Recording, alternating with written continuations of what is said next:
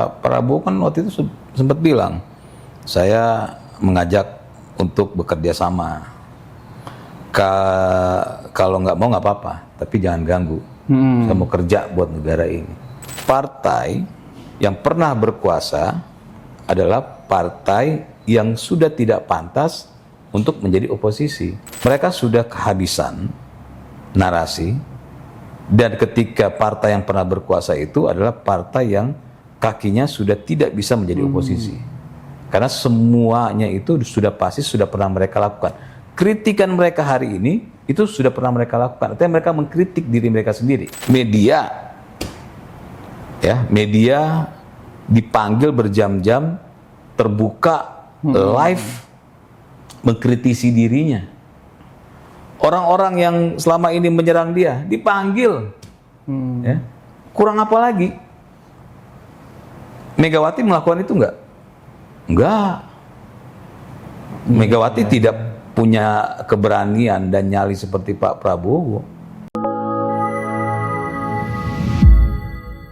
Kawan-kawan, teman-teman, dan sahabat-sahabat semua, kembali lagi di program Persepsi. Saya Nugraha Wibi bersama juru bicara sekaligus Wakil Ketua Umum Partai Garuda, Bang Teddy Gusnadi. Yep.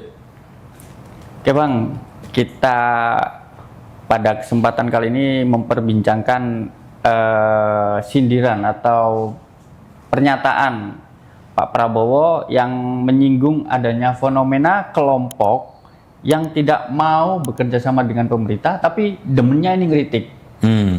Nah, kalau kita mau menafsirkan terkait partai yang masuk ke pemerintah, ini kan hampir semua ya. Tapi ada salah satu partai besar yang belum berkenan untuk masuk di pemerintahan. Apakah yang dimaksud oleh Pak Prabowo ini partai tersebut, atau kita sebut partai PDIP itu? Ya bisa saja kan.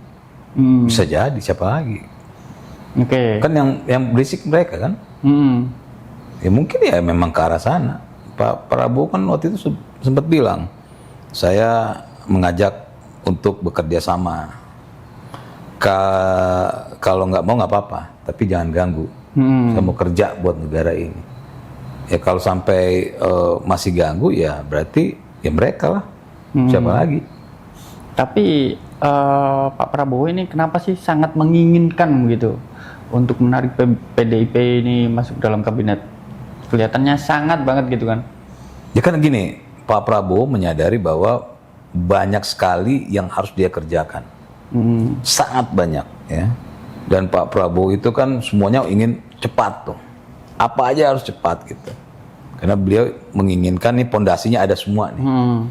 Nah, dia nggak mau sampai ada lagi nih urusan kerikil-kerikil yang akhirnya membuat pondasi-pondasi yang sedang lagi dikejar ini terhambat. Ya makanya zaman itu kan ingat nggak waktu si Sekjen PDIP ya, siapa Hasto ya, akhirnya diberi pengampunan sama presiden. Terus si siapa namanya itu Tom Lembong gitu kan. Ya kan udah vonis semua gitu kan. Itu kan keputusan politik ya, yang memang diatur di dalam konstitusi kita. Tujuannya apa? Ya, supaya nggak berisik, itu aja.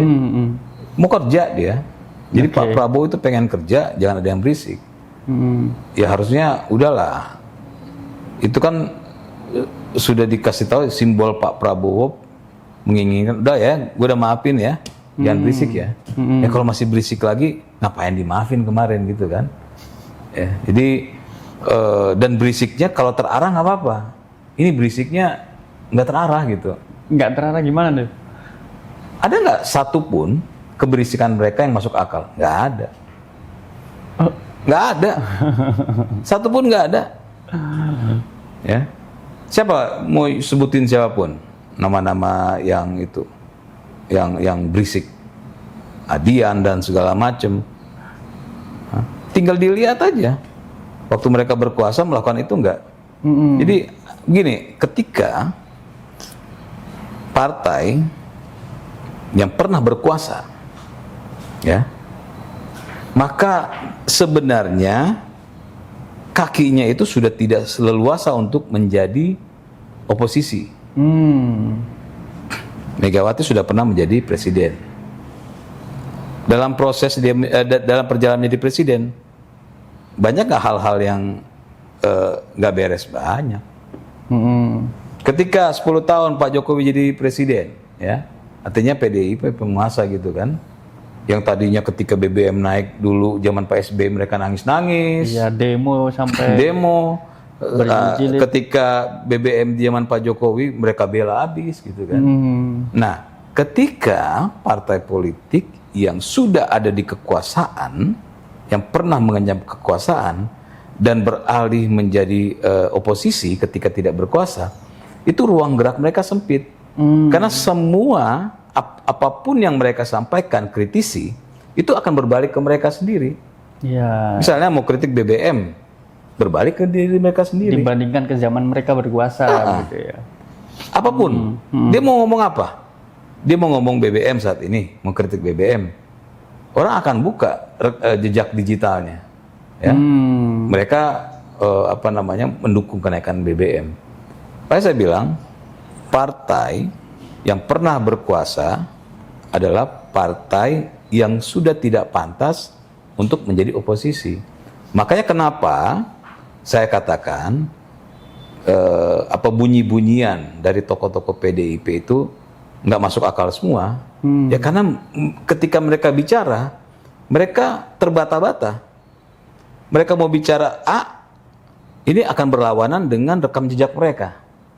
Mau ngomong B, berlawanan dengan rekam jejak mereka. Akhirnya mereka mencari celah untuk bicara yang akhirnya substansinya nggak ada, asal-asalan, yang penting bunyi. Mereka mau menghindari dari rekam jejak yang pernah ada. Kan akhirnya kita lihat kan, keceplosan ngomong ini, orang dengan mudahnya tinggal buka rekam jejak mereka. Ngomong BBM, tiba-tiba netizen bilang, ini kalian begini sama BBM.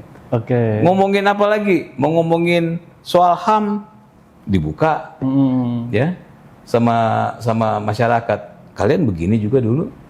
Artinya yang mereka kritik itu saat ini adalah sesuatu yang pernah mereka dukung, yang pernah mereka kerjakan. Tapi begini Bang, PDIP ini meminta ke pemerintah nih, ke Pak Prabowo juga ya, khususnya, itu agar tidak alergi terhadap kritik gitu, dengerin. Tapi Bang Teddy kan menyebut tadi, lu jangan berisik kalau bisa. Nah, PDIP ini ingin berisik, artinya kan? Nah, sekarang begini, ya. Mereka selama ini bicara, diganggu nggak? Mereka selama ini koar-koar, ada yang ganggu nggak? Nggak ada. Ya. Mereka marah, kenapa? Karena ketika mereka teriak-teriak nggak dianggap. Kalau pemerintah anti terhadap kritik, anti terhadap demokrasi, ya, maka mereka nggak bisa bicara sebenarnya. Makanya saya bilang, sering sekali saya katakan, hanya orang yang bodoh yang teriak-teriak, pemerintah anti demokrasi, tapi mereka masih bisa teriak. Pemerintah, ya, anti terhadap kebebasan berpendapat, tapi mereka ngomong begitu ketika lagi demo. Bodoh nggak? Ya, bodoh saya bilang. Kenapa? Karena ketika pemerintah anti terhadap demokrasi, ya mereka nggak bisa bicara. Ya, dibungkam semua. Gitu kan? Sekarang mereka berisik seberisik-berisiknya walaupun nggak ada poinnya dari apa yang mereka sampaikan. Toh dibiarkan. Ini kalau zaman dulu tuh orang bilang anjing menggonggong kafilah berlalu. Ya. Nah, terus menggonggong, ini kafilah cuek aja. Nah mereka marah kenapa? Karena kafilahnya jalan, nggak peduli gitu. Pertanyaannya apa yang tidak diberikan pemerintah saat ini terhadap mereka? Bahkan Hasto yang sudah diputus, ya, bersalah secara hukum bisa dibebaskan. Itu kan kebebasan politik. Iya. Itu politis loh. Ya. Harusnya kan berterima kasih. Hasto bukan begini. Hasto itu bukan lolos dari putusan pengadilan. Oke. Hasto sudah dinyatakan bersalah. Ya, tiba-tiba Pak Prabowo, supaya nggak berisik, supaya ini, ya udahlah, gue gunakan kewenangan gue yang diberikan oleh konstitusi. Udahlah Hasto keluar ya, jangan pada berisik lo ya, gitu ya. Sudah sampai segitu terus pemerintah anti terhadap demokrasi kan? Aneh nggak? Ya. Tapi gini Bang, mereka ini juga mengisyaratkan kayak gini. Lo tuh jangan anti terhadap kritik. Lo harusnya lebih waspada ke mereka yang memuji. Berarti ini kan secara tidak langsung menyindir pemerintah atau khususnya Pak Prabowo itu lebih waspada ke orang sekelilingnya. Kalau sindiran kayak gitu tuh. Harusnya mereka itu ngomong ke Megawati. Harusnya mereka ngomong ke ketua umumnya bahwa jangan mau dengar pujian, harusnya dengar kritik. Ada nggak mereka mengkritik Megawati? Saya tanya, ada nggak Adiana Pitupulu, siapapun namanya tokoh-tokoh PDIP, ada nggak yang berani mengkritik Megawati? Ya, nggak ada. Yang ada memuji-muji. Iya. Bisa jadi yang mereka lakukan itu mereka tidak berani mengkritik, ya, internal mereka. Mereka suarakan supaya masyarakat menggunakan suara masyarakat untuk menghantam Megawati. Sama seperti saya bilang tadi. Misalnya nih, siapapun tokoh-tokoh itu, pemerintah jangan anti terhadap kritik. Pemerintah harus waspada terhadap pujian.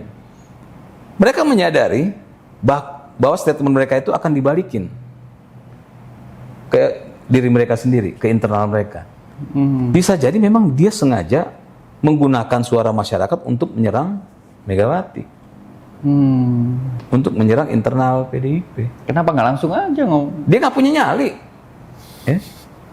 Lah kan gini, saya bilang tadi, ketika mereka bilang pemerintah harusnya jangan anti kritik, sejak kapan pemerintah anti kritik? Bahkan Pak Presiden Prabowo berjam-jam memanggil media, dan media itu sampai mengkritik dia, ya. Media itu aman-aman aja, masih bisa mengkritik. Coba kita lihat seberapa kesal Pak Prabowo terhadap podcast-podcast yang mengkritik. Apalagi ada tuh Tempo, ya. Berkali-kali Tempo itu meminta maaf karena menyampaikan informasi yang nggak benar. Masih ada nggak Tempo hari ini? Tempo dulu dibredel kan, dan masih hidup, dan akhirnya bisa hidup lagi sekarang, bisa nyari nafkah lagi. Mereka sampai detik ini masih mengkritik, walaupun di podcast Tempo itu isinya ya nggak punya data semua gitu kan, halusinasi semua. Apa? Masih bisa nggak mereka? Terus tiba-tiba bilang anti kritik, jangan memuji-muji. Ya sebenarnya itu tujuan mereka agar supaya masyarakat menyerang Megawati. Mereka nggak berani menyerang Megawati langsung, mereka nggak berani menyerang internal mereka. Mereka suarakan itu agar supaya masyarakat membalikan omongan mereka dan menyerang Megawati. Tapi mereka ini menyindir Pak Prabowo ini harus waspada ke circle Pak Prabowo sendiri. Lah ini maksudnya apa? Nah, gini. Ketika Pak Prabowo menjadi presiden, tentu dia punya circle dong, orang-orang yang dia percaya dong. Ketika Megawati memimpin jadi presiden, dia punya circle nggak? Orang-orang dia semua kan. Ketika dia memimpin partai, orang-orang dia semua, anaknya, apa segala macam ada di situ. Ya. Terus apa bedanya? Iya. Apa bedanya? Masa gini, Pak Prabowo mau bekerja dengan orang yang nyaman. Masa tiba-tiba Pak Prabowo mau bekerja dengan Adiana Pitupulu misalnya, kan nggak nyambung. Dan ketika Pak Prabowo sudah, ayo kalau kalian mau dari awal, ayo bareng saya kasih posisi loh. Nggak mau kan? Terus maunya apa? Ya itu belum tahu tuh. Ya itu yang saya bilang tadi, artinya memang sekali lagi saya katakan bahwa pertama mereka sudah kehabisan narasi, dan ketika partai yang pernah berkuasa itu adalah partai yang kakinya sudah tidak bisa menjadi oposisi. Karena semuanya itu sudah pasti sudah pernah mereka lakukan. Kritikan mereka hari ini itu sudah pernah mereka lakukan. Artinya mereka mengkritik diri mereka sendiri.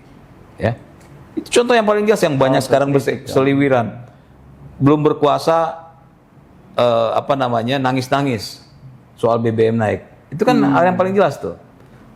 Setelah berkuasa, kalau mereka konsisten, harusnya mereka komplain dong. Naikin BBM-nya. Ya, kalau BBM naik, mereka tetap marah dong. Iya, Ini enggak. iya. Ya, mereka nggak marah. Mereka mendukung kenaikan BBM. Ketika mereka nggak berkuasa lagi, terus misalnya mengkritik BBM naik, kan sudah nggak ada ruang bagi mereka.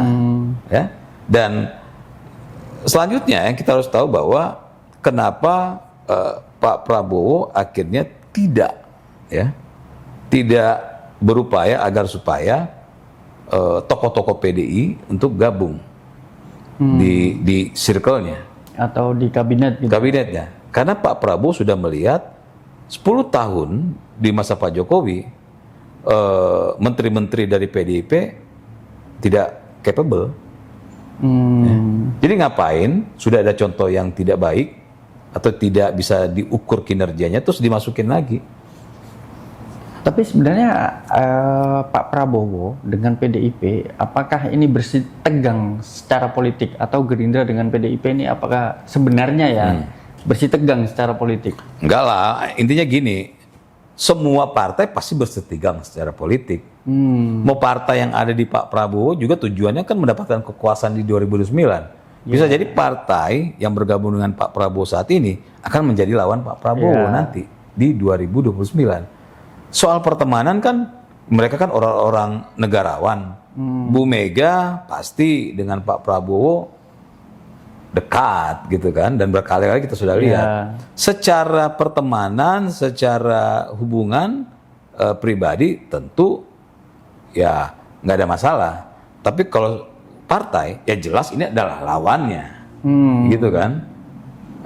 Teman dan juga kompetitor Dan juga. kompetitor. Gak tahu kalau Bu Megawati dengan Pak SBY, kita nggak tahu ya.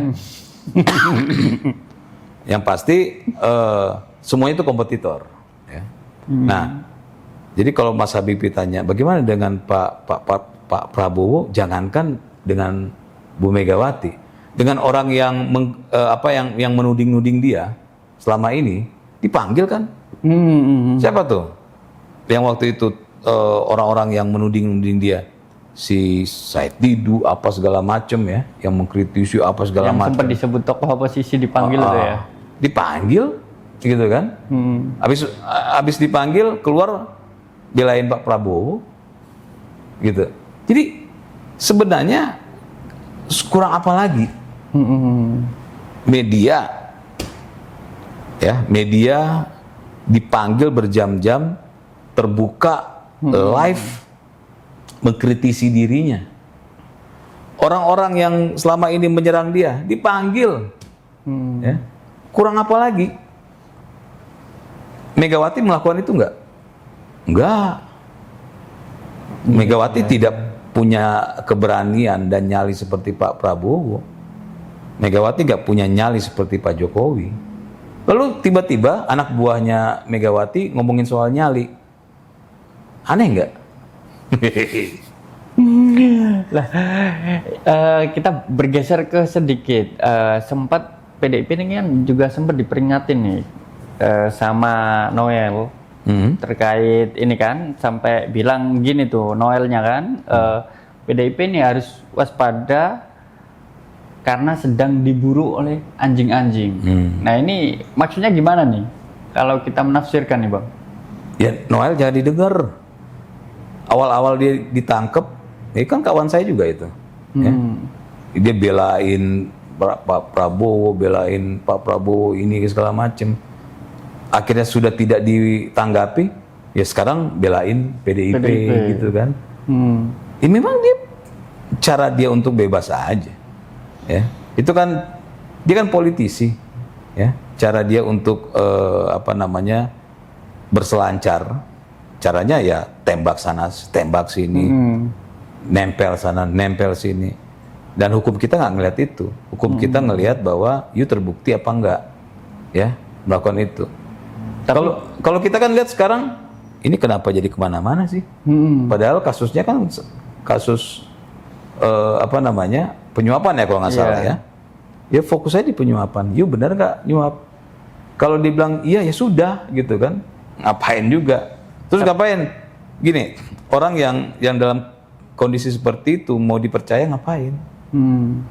Apakah maksud dari Noel ini sejalan dengan beberapa kader PDIP yang kena KPK itu, Bang? Enggak ya? Halusinasinya Noel lah ya. Iya, itu nggak ada lah.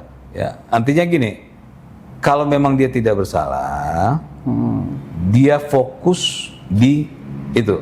Saya bisa membuktikan CCTV-nya. Saya bisa membuktikan, ya. Ini chat WA saya.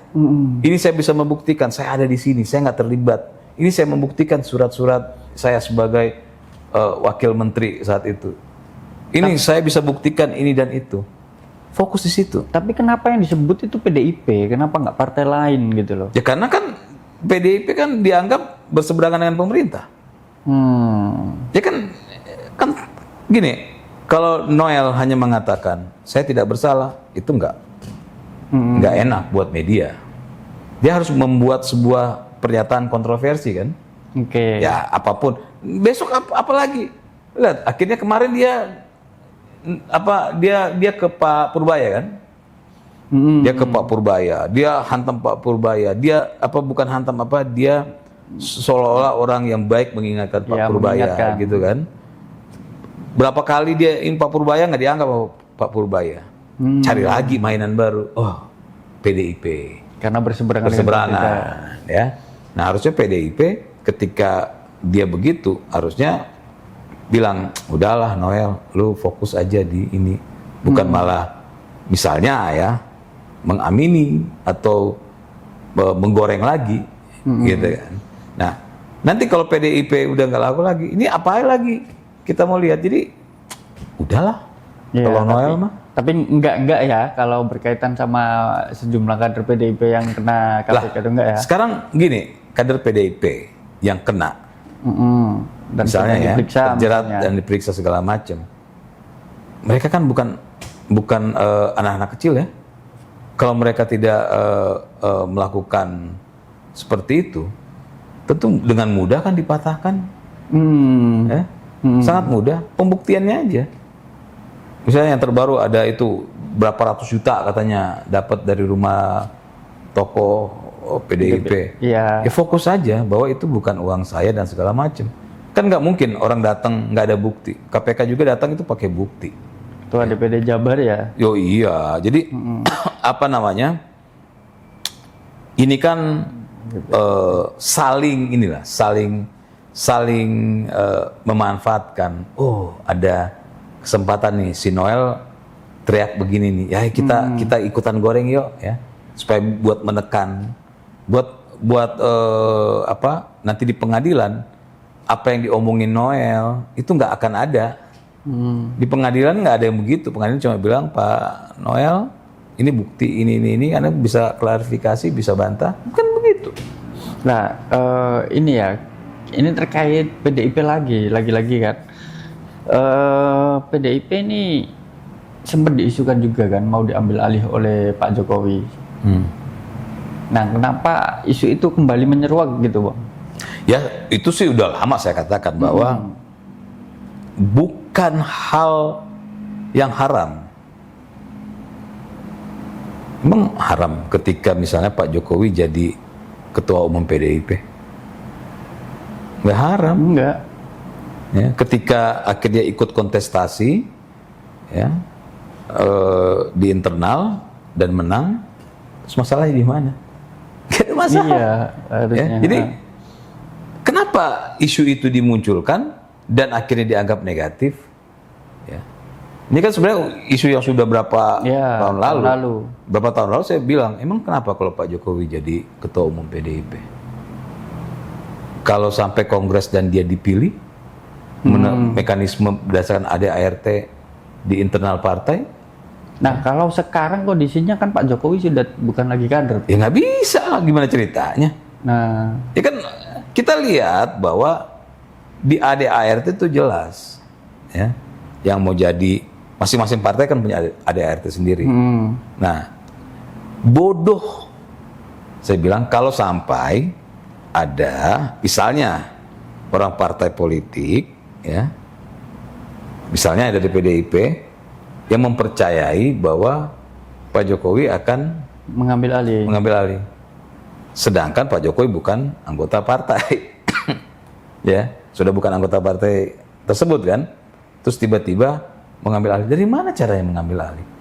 Kecuali ada ART-nya diubah, siapapun bukan anggota itu bisa gitu kan.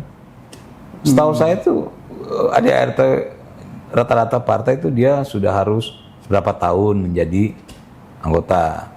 Ada juga partai yang ada ART-nya tanpa harus misalnya jadi anggota berapa hari langsung jadi ketua umum kayak Mas Kaisang bisa. Itu kan ini kan bukan lembaga negara nih. Ya. Jadi masing-masing punya aturan tersendiri. Nah, kalau itu dirubah sebelum pemilihan, yang merubah siapa pertanyaannya? ya musyawarah Ya berarti kan ya, bukan harusnya. internal kan? Kalau internal ya sebuah partai akhirnya menginginkan itu diubah, ya emang salah. Nggak ada yang salah gitu. Ya kan? Kecuali misalnya ADART ini tidak berubah. Terus ketika Kongres dipaksakan ya kan nggak mungkin bisa. Karena semuanya harus berdasarkan ADART. Kalau mereka ingin mengubah, ya sih nggak apa-apa dong. Artinya mayoritas di sana ingin mengubah ya nggak apa-apa. Ya. Sama lah kayak kita di Indonesia. Konstitusi kita di amandemen. Yang tadinya presiden dipilih oleh MPR, ya DPR MPR, langsung di pemilihan langsung. Artinya apa? Itu kan keinginan dari masyarakat agar supaya cara pemilihannya ya diubah gitu kan. Begitupun dengan saya tidak membicarakan satu partai, tapi seluruh partai politik punya ADART masing-masing dan kita harus hormati itu. Nggak mungkin di dalam sebuah kongres itu ya membuat memilih seseorang di luar dari aturan main yang sudah mereka sepakati. Kecuali kalau mereka mau mengubah. Ya kalau mereka mengubah ya nggak ada masalah. Tapi sebenarnya Pak Jokowi sendiri itu menegaskan tidak ada niat untuk ingin atau mengambil ahli PDIP. Tapi memang isu yang bergulir terus-terusan tuh Bang. Ya iya makanya. Kadang-kadang kan ada yang suka begini. Kok Pak Jokowi mau ambil alih ini? Dulu Golkar katanya kan ini. Gue tanya berapa tahun lalu, 2 tahun lalu. Emang Pak Jokowi ngomong begitu? Enggak sih. Ya terus kenapa Pak Jokowi yang disalahkan? Gitu kan? Emang bisa dia jadi ketua umum? Waktu itu partai Golkar waktu itu kan diisukan gitu juga kan. Sedangkan dia PDIP. Nah, mekanisme Golkar bagaimana? Kan nggak mungkin juga. Saya bilang. Kecuali kalau diubah ADART-nya. Boleh-boleh aja dan nggak haram kalau udah diubah ADART-nya. Kan pemilihan presiden dulu lewat DPR MPR. Lewat rakyat haram karena nggak ada di konstitusi kita. Nah sekarang pemilihan langsung melalui rakyat, tidak bisa dipilih DPR MPR. Ini pemilihan melalui DPR dan MPR itu haram. Jadi nggak ada masalah sebenarnya. Ini kan sebenarnya isu-isu yang terus dikembangkan. Ya, siapapun yang mengembangkan, tapi yang mengembangkan itu adalah orang-orang yang tidak punya tidak cukup ya cara berpikirnya atau pengetahuannya. Dan bodohnya lagi orang yang menyebarkan isu itu kan orang bodoh nih. Dan dan dipercaya sama orang bodoh yang lain. Nah, itu lebih gila lagi gitu. Nah, kalau hubungan PDIP dengan Pak Jokowi ini kan sudah tidak menjadi bukan rahasia umum lagi bahwa setelah berpisah ini mulai renggang kan, dan banyak anggota atau kader-kader yang mengkritik Pak Jokowi, termasuk mengkritik atau menyasar Mas Gibran. Karena Mas Gibran kan masih berkuasa nih, dikit-dikit ini kan PDIP mencoba mengkritik gitu. Apakah seperti itu? Kan nggak ada isinya, gue bilang. Sebutkan satu saja kritikan dari tokoh-tokoh PDIP terhadap Pak Jokowi dan kepada Mas Gibran yang ada isinya, satu aja. Saya pastikan nggak ada. Tapi kalau melihat permusuhan ini bakal terus berlanjut. Biarin aja. Apa musuhan gitu ya? Enggak, maksudnya gini nih. Saya bilang tadi, anjing menggonggong kafilah berlalu. Ya. Ini kan penyebutan ya, bukan saya mengatakan anjing gitu kan. Ini kan peribahasa ya. Artinya si Mas Gibran apa yang dia khawatirkan? Dia wapres. Ya. Dia wapres. Orang nomor 2 di negeri ini. Terus dia harus menanggapi sindiran, keberisikan yang nggak penting gitu. Ya. Apain? Gue ini aja. Pak Jokowi, beliau itu nggak pernah kalah. Ya. Iya. Terus dia harus mendengarkan orang-orang kalah. Yang kalah siapa nih? Dan Megawati kan kalah berkali-kali. Ya. Gini, si pemenang adalah yang paling benar. Tiba-tiba orang kalah mau mengatur bahwa yang benar begini loh. Ngapain Pak Jokowi? Makanya Pak Prabowo sampai 1 tahun lebih ini menjadi presiden, di beberapa kesempatan dia mengatakan Pak Jokowi ini adalah mentornya, orang yang nggak pernah kalah, ya, bahkan mengalahkan dirinya. Ya itu negarawan bener tuh. Artinya dia mengakui kelemahannya dan dia tahu kepada siapa dia harus bertanya. Dia bertanya kepada pemenang, bukan dia mengajarkan pemenang. Nah, ada orang-orang kalah mau ngajarin pemenang, aneh nggak? Makanya Pak Jokowi nggak khawatir, Mas Gibran nggak khawatir. Mas Gibran itu orang yang nggak pernah kalah, sama seperti Pak Jokowi. Terus tiba-tiba orang-orang kalah ngatur dia, ngapain? Iya. Berarti dibiarin saja. Tapi yang pasti akan agak susah nih. Nggak, mereka marah karena tidak ditanggapi. Oke. Kalau memperbaiki hubungan antara PDIP dengan Pak Jokowi, PDIP dengan Mas Gibran atau keluarga Pak Jokowi, ini kira-kira bisa nggak? Nggak, ngapain, nggak penting. Ngapain kita mengurusi sesuatu yang bersifat pribadi gitu. Ya. Oke. Ngapain? Lu kalau nggak suka seseorang ya udah, nggak pengaruh. Lu nggak suka sama Pak Jokowi sudah, ya. Belum mau menggunakan bahasa apapun, melabeli dengan demokrasi pun orang udah tahu bahwa you nggak suka secara pribadi, bukan secara objektif. Jadi ngapain? Iya. Ngapain? Ya, sekali lagi saya bilang, orang-orang kalah ngajarin pemenang itu aneh.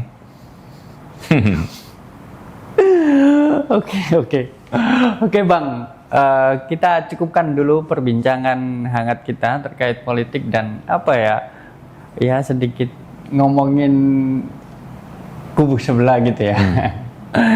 Oke, terus ikuti perbincangan kami di segmen persepsi berikutnya. Salam.